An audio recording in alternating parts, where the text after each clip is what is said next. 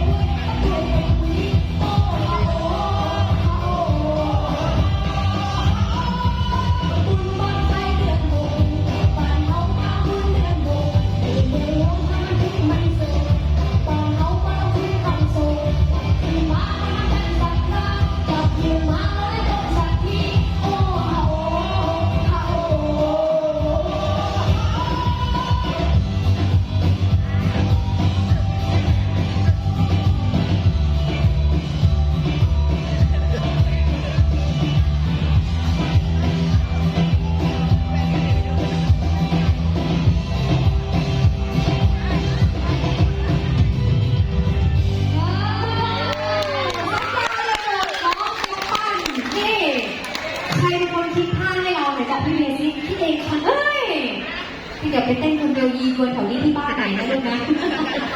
น่ารักอ่ะเขามีความเป็นธรรมชาติของเขาน้องปั้นครับมีอะไรที่อยากจะพูดกับกองเชียร์นะรวมถึงกับคณะกรรมการบ้างไหมนะ